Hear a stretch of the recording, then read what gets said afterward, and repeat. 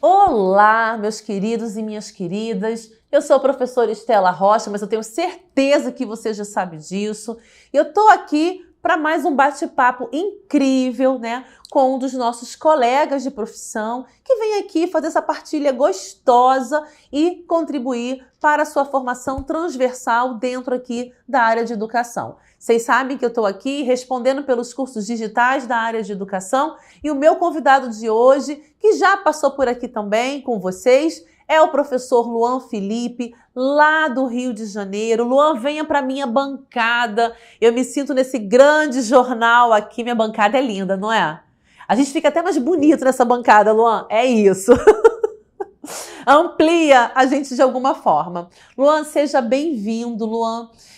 Primeiro, Luan, fala um pouquinho de você para os nossos estudantes que estão em casa. A gente já fez um bate-papo, talvez os nossos alunos tenham assistido, mas quem não assistiu vai poder conhecer um pouquinho de você. E a gente vai falar de um tema muito importante, que já vem sendo discutido lá na BNCC desde 2017, que é essa questão da transição da educação infantil para o ensino fundamental, que eu acho que, com tudo que a BNCC trouxe, esse é um dos pontos fundantes. A gente não trabalhar as etapas de ensino de formas estanques, né? E você vai, tenho certeza hoje, vai partilhar muito com os nossos meninos e meninas aqui. Seja bem-vindo mais uma vez.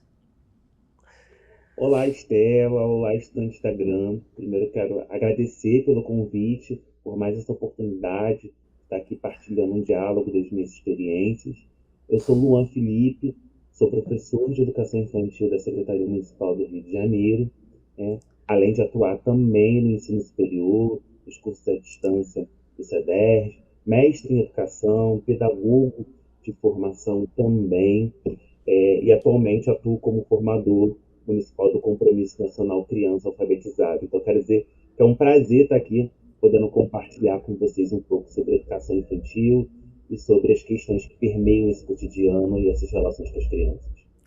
E assim, Luan, já fica aqui um convite para a gente voltar outro dia para falar do compromisso Criança Alfabetizada. Porque eu sei que você é um articulador municipal aí no Rio de Janeiro, eu estou como articulador estadual e a gente vai ter muita coisa para trocar.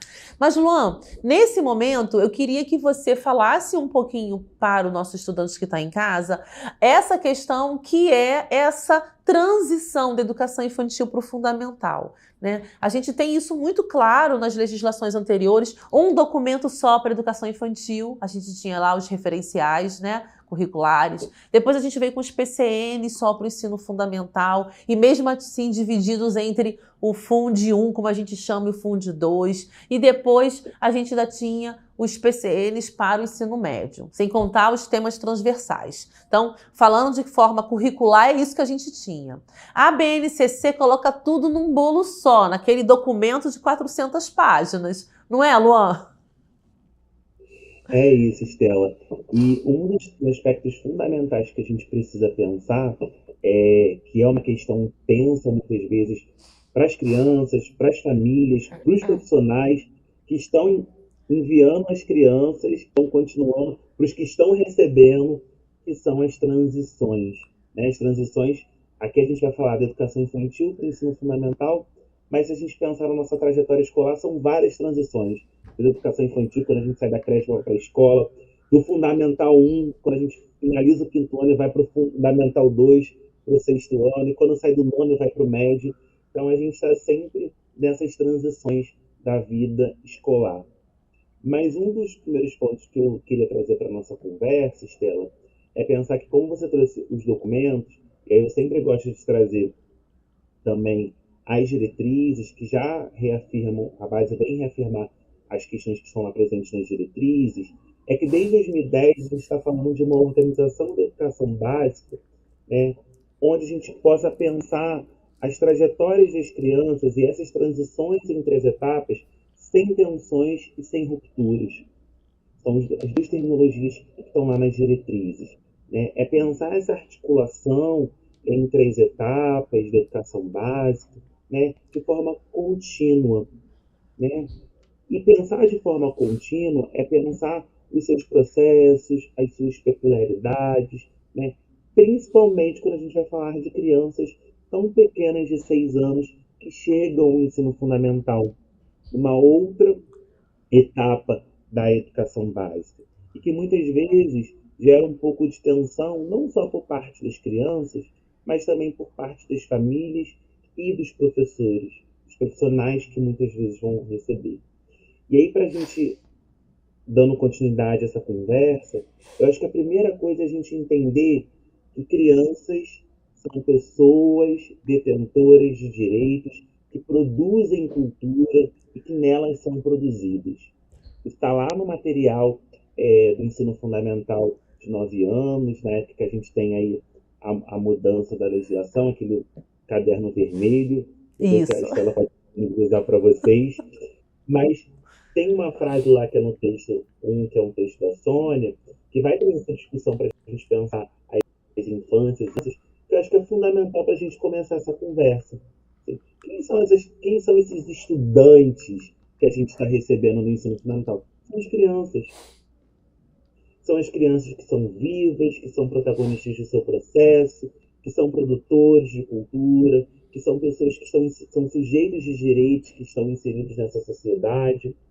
E são eles que estão chegando lá para a nossa turma do primeiro ano do ensino fundamental. Isso.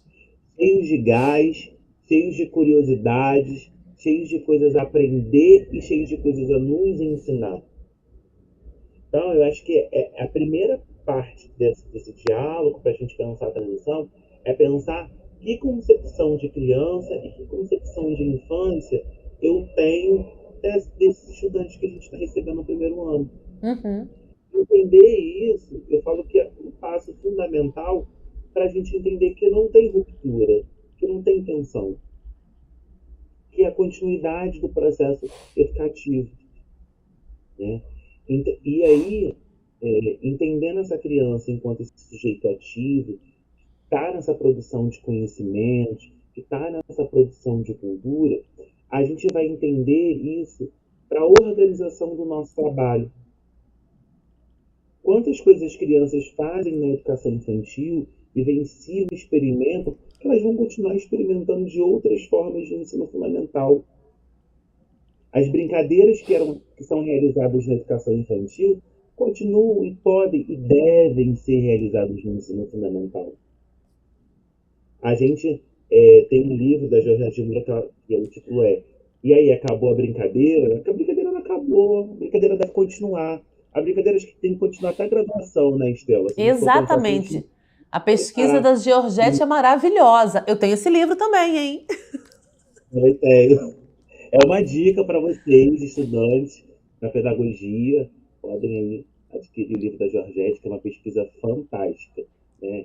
E aí a gente reconhecer essas especificidades da etapa, levar em conta também as questões que são semelhantes, o que se assemelha nesse trabalho de educação infantil, o que essa criança está ali no primeiro ano, isso também é fundamental para a gente pensar a continuidade desse processo em relação à trajetória escolar dessas crianças.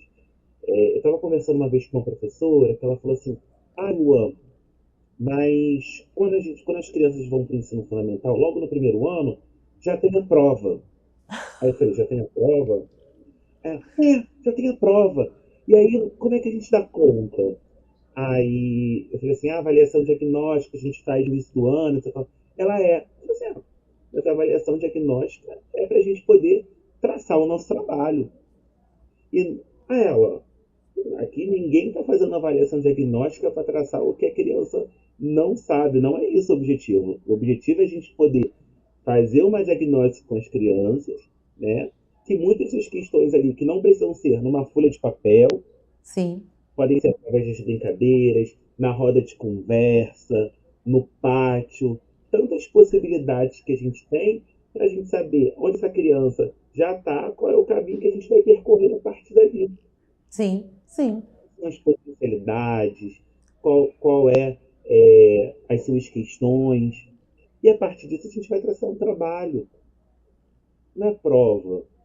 É o primeiro passo para a gente poder dar prosseguimento ao nosso trabalho e organizar a nossa proposta que a gente vai desenvolver com as crianças.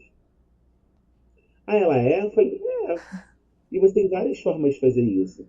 Vou dar um exemplo, por exemplo, quando você chega no primeiro ano, é muito comum o professor, por exemplo, fazer a famosa chamadinha com o nome das crianças. Olha quantas possibilidades você tem ali a partir da chamada, que é a questão da identidade dessa criança, que é o seu nome. Quantas possibilidades a partir dessa proposta você pode desenvolver para ver se a criança reconhece o nome, se ela já conhece o seu nome, e tantas outras coisas relacionadas à leitura e à Sim. escrita, você pode observar sem necessariamente ver se você está com um papel ali mandando a criança copiar. Aí ela ficou pensando, ela falou assim, então, imagina a criança que está ali, saindo da educação infantil, todo num trabalho coletivo, né, brincadeiras, as crianças desenvolvendo através da Hum. brincadeira, que é a sua linguagem. Ela chega com 6 anos, no primeiro mês, ela já está sentada para fazer uma prova. Aí, imagina a atenção. O que é uma prova? Né? Aham. A diagnose, eu falei, não é uma prova. Você não pode encarar isso como uma prova.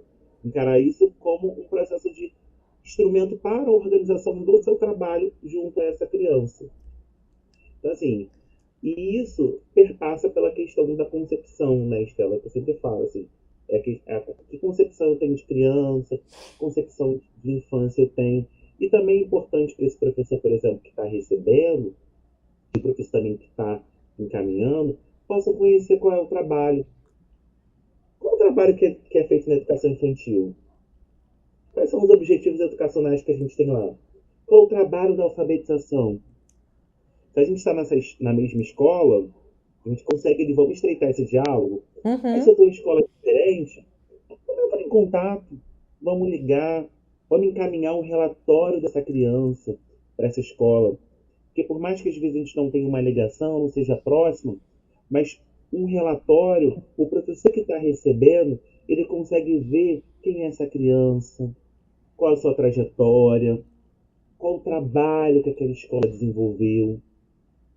E além E, disso, é ver qual é a uhum, potencialidade daquela criança e o que a gente pode levar. Então, Vygotsky está aí dizendo isso pra gente. Hoje o real é esse. Mas ela quase fez isso, ela tem potencial para isso. E isso eu ainda sinto falta, né, Luan? Que a gente não. A criança muda de escola, na rede municipal é tudo a mesma rede, mas ele faz educação infantil numa, fundamental um na outra, fundo 2 na outra, e parece que esses pormenores do estudante não vai.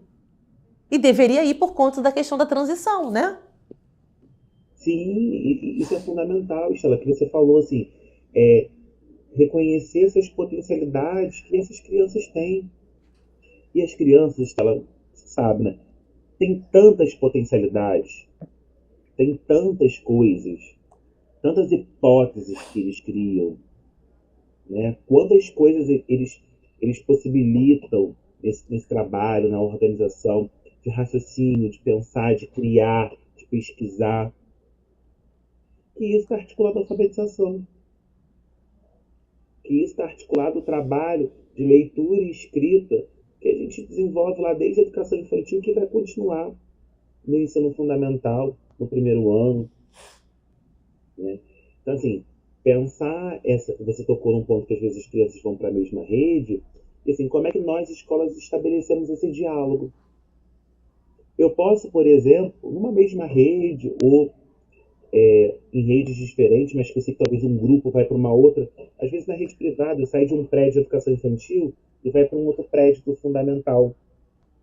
Por que a gente pode fazer uma conversa entre as equipes gestoras? De quem está mandando e de quem está recebendo. Vamos pensar esse alinhamento pedagógico? Sim. Ó, aqui o trabalho desenvolvido foi as crianças desenvolveram essas e essas potencialidades. Aqui esse grupo está indo para cá, era um grupo que está na mesma turma, desde, por exemplo, do berçário, estão caminhando juntos. E aí, Estela, a gente pode ter dificuldade do presencial, mas a gente tem a questão do remoto também. A gente talvez não consegue ir, que é distante. Marcar um encontro remoto, vamos conversar, vamos nos conhecer, nos conectar. em prol do trabalho com a criança. Porque Sim. isso faz com que o professor que vai receber essa criança no primeiro ano já entenda que grupo que ele está recebendo, que trabalho foi desenvolvido, para que ele possa dar continuidade e ampliar esse repertório no trabalho lá no primeiro ano com as crianças. As crianças muitas vezes ficaram 3, 4 anos de educação infantil, 5 anos de educação infantil. Então tem todo um trabalho ali que foi Uhum. desenvolvido que vai seguir com ela com toda a sua trajetória escolar e conforme ela for indo, vai ampliando esse trabalho, ampliando seu vocabulário, ampliando suas práticas, enfim, sua linguagem. E aí essas conversas, por exemplo, são fundamentais. Outro ponto, por exemplo, conversar com os responsáveis nesse período das transições, que os responsáveis também ficam tensos, né? Olha, tá saindo da escola e tá indo para uma escola maior, né? Então, assim, eles também têm essas tensões, entender como é que é esse processo. Por exemplo, uma prática, Estela, que às vezes as escolas fazem, que auxilia muito as crianças. Levem as crianças que estão sendo educação infantil para conhecer o espaço que elas vão ficar no primeiro ano. E aí eles ficam admirados, porque assim, e isso quando eles vão estudar, eles já reconhecem esse espaço. Quem é essa Uhum. professora? Diminui a Vamos lá. ansiedade, né? A ansiedade diminui. Diminui, porque ele já conhece esse ambiente que ele está indo. Então, ó, a sala do primeiro ano no próximo ano vai ser essa. Vamos realizar uma atividade aqui em conjunto com a turma do primeiro ano, na sala que eles vão ficar, com a professora que já vai criando as referências. Vamos levar para o refeitório, vamos levar na quadra, no parquinho. O quanto isso é fundamental para que a criança possa pensar a segurança desse espaço, ela já vai menos ansiosa. Ela já sabe o lugar mais ou menos que ela vai. Uhum. É diferente. Às vezes é um espaço maior, às vezes as escolas de educação infantil são espaços menores, né? Está saindo de uma turma com outros colegas, outros profissionais. Então, às vezes, as crianças chegam no primeiro dia, estão perdidas, às vezes, no espaço, não sabem onde é o banheiro, não conhecem onde é o parquinho. Então, quantas ações que a gente pode fazer nessas transições que podem auxiliar essa criança? E aí pensar também, por exemplo, a formação dos professores que estão recebendo essas crianças. A gente não pode fazer uma formação conjunta, professor de educação infantil, professor do primeiro ano, a gente poder dialogar, pensar quais são as práticas, qual é o trabalho que cada um está realizando. Fazer o Né? último E, planejamento do ano juntas, não é? Já que uma está entregando e a outra vai receber, elas pensarem ali aquele momento. E aí, Luan, a gente está chegando aqui na nossa reta final do nosso bate-papo. Eu tenho muito ainda para falar com você sobre transição. Eu acho que eu vou ter que fazer com você assim um hackathon, sabe? Aquelas maratonas, 24 horas com o Luan Felipe. Faz uma hashtag aí, gente. Me pedem que eu programo com ele aqui. Eu chamo ele e não libero mais. Ele só vai, sabe, ser entregue 3 dias depois. o viradão da grana. Isso, viradão da grana. Adorei, adorei. E aí, Lu, a gente está chegando aqui na nossa reta final. Eu queria que você deixasse, então, as suas palavras finais sobre essa questão da transição. Eu fiquei aqui com várias dicas, né? O pai levar o portfólio do filho no primeiro ano, levar talvez uma cópia do último relatório do final do ano. Algumas escolas ainda fazem todo um relatório descritivo, né? Então, temos muitos elementos. Mas para esse meu aluno das licenciaturas, né? A gente claramente está falando aqui do pedagogo que está ali mais na educação infantil. O que ele não pode abrir mão quando ele pensa como professor em fazer essa transição entre o pré-2 ali, o final da infantil e indo para o inicial? Que competências você acha que ele precisa desenvolver? Então, Estela, acho que agradeço mais uma vez o convite, para ter feito sentido para os estudantes de pedagogia. E um recado final que eu posso deixar, para que a gente possa pensar as transições, eu deixaria um trecho da música do Arnaldo Antunes. Eu Ah, lembro que eu sempre gosto da música do Arnaldo Antunes para pensar educação infantil. E pensar que esses futuros professores, futuros pedagogos que vão estar atuando aí nessas etapas de educação básica, é pensar no olhar, né? O quanto o olhar das crianças podem melhorar o nosso olhar. Então, quando as crianças chegarem no primeiro ano, ou se você é o professor que está encaminhando essas crianças para o primeiro ano, para a próxima etapa, olhem essas crianças, se permitam enxergar, escutar, mas para que esse olhar possa alterar as nossas práticas pedagógicas, como professores de educação básica, professores de educação infantil ou do ensino fundamental. Então, se permitam, porque acho que a gente se permitir a esse olhar para as crianças de forma genuína, de forma que, de fato, a gente possa se alterar, a gente vai saber para onde a gente quer ir, qual o caminho que a gente vai percorrer, e a gente pode percorrer um caminho com eles, junto com eles, de forma coletiva, todo mundo ali bem junto, sem tensão, sem ruptura, e sim garantindo que esses processos sejam, de fato, felizes e agradáveis para as crianças e para nós, professores, também. Luan, agradeço a partilha, tenho certeza que os nossos estudantes também gostaram. Façam aí hashtag Luan, né, na Gran Viradão aí, 24 horas, que eu vou trazer ele, com certeza, tá? Um beijo em todos e em todas e tchau, tchau. Tchau, tchau, gente. Um beijo.